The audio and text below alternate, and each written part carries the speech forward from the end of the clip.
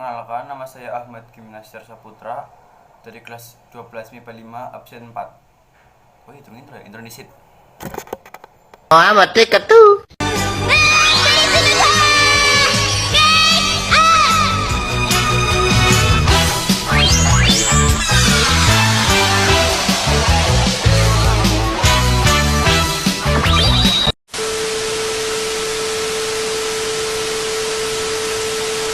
Jadi, saya akan menceritakan kembali novel Rumah Kaca, novel tetralogi karya Pramudia Anantatur.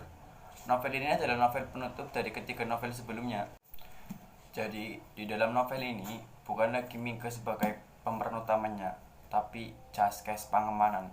Siapakah Jaskes Pangemanan? Dia adalah komisaris kepolisian Betawi, seorang budak yang kehidupannya kehilangan prinsip. Sebagai inspektur maupun komisaris polisi, pekerjaannya tak lain terus mengawasi ketat bangsanya demi keselamatan dan kelangsungan hidup Gubermen. Semua pribumi yang mengusik kenyamanan Gubermen dia tempatkan dalam sebuah rumah kaca dan dia letakkan di meja kerjanya. Jaskes Pangemanan ini memperlihatkan ketidaksenangan hatinya atas tugas berat yang dipercayakan terhadapnya. Karena sebenarnya dia bukan saja berpihak kepada Mingke, melainkan Mingke sebagai gurunya atau idolanya. Mingke ditangkap karena telah membuat pergerakan di India dengan tulisan-tulisannya, sedangkan setiap pemusatan kekuatan selalu merupakan bahaya bagi Gubermen. Gerakan itu paling sedikit akan mengurangi kewibawaan Gubermen dan juga akan mendesakkan kemauannya sebagai Gubermen, dan paling akhir mencoba melawan Gubermen. Juga karena Mingke merupakan pembawa unsur baru dalam kehidupan pribumi, pencerminan nurani ilmu pengetahuan Eropa, buah pendidikan dan pengerjaan Eropa di negeri-negeri jajahan manapun menang akan sama saja. Kesulitan untuk Gubermen ditambah lagi kenyataan Mingke dengan STI yang terlalu cepat bergerak dan melampaui proporsi yang dipikirkannya. Pangemanan mendapatkan tugas memata-matai Mingke dan bekerja sama dengan Suhrov sesuai dengan perintah dari komandannya. Semua polisi Betawi mengenal Suhrov, seorang bayaran yang kerjanya menakut-nakuti pejabat-pejabat kecil setempat dan penduduk tak berdaya. Penjualan 1000 macam kesaksian palsu agar penduduk pada keinginan pengusaha Eropa. Seorang redivisi yang bekerja sama keluar masuk bui.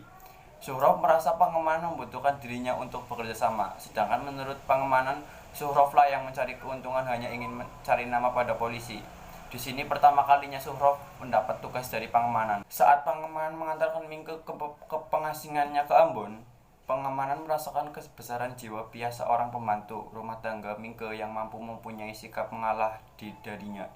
Di sini Pangemanan merasa bukan Mingke yang seorang kriminal, tetapi dirinya yang kriminal karena dia mempunyai sandiwara yang busuk. Pangemanan ingin kelak anak-anak dan istrinya tahu siapa Pangemanan sesungguhnya, agar anak-anaknya kelak tidak mencontoh Pangemanan yang menjadi seorang budak yang kehilangan prinsip, karena seorang tanpa prinsip adalah sehina-hinanya orang. Saat Jaskes Pangemanan membacakan tulisannya berupa ulasan-ulasan tentang Mingke, sebuah diantaranya tentang pribumi yang mendapat pendidikan, Belanda mengajar pribumi untuk bisa baca dan menulis. Memperluas pendidikan pribumi sama artinya dengan merampas kebahagiaan mereka. Ulasan lain lagi tentang pembuangan Mingke ke Ternate. Gubermen membiarkan Mingke masih punya harapan, tak pernah berbangsa seperti Mingke.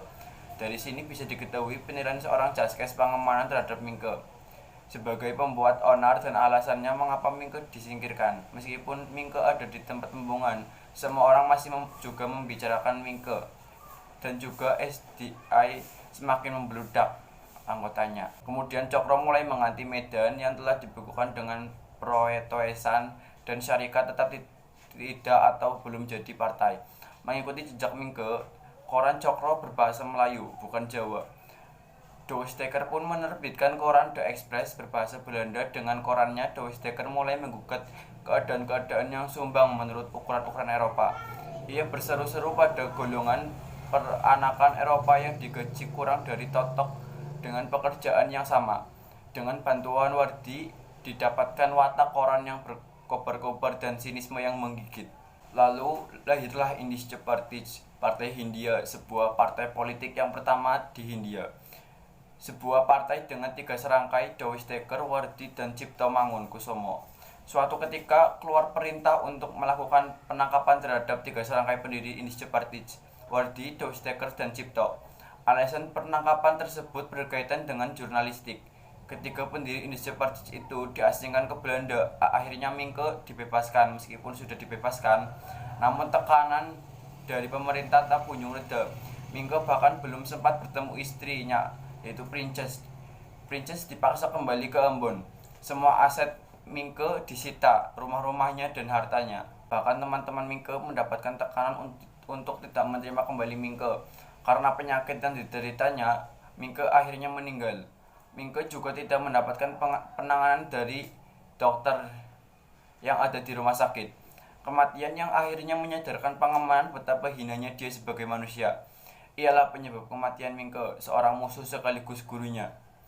Orang yang selama ini ia kagumi. Dalam penyelesaian ia menyerahkan tulisan-tulisannya, Rumah Kaca yang Mingke tulis. Ya, itulah kisah Mingke di dalam novel Rumah Kaca. Saya akhiri. Wassalamualaikum warahmatullahi wabarakatuh.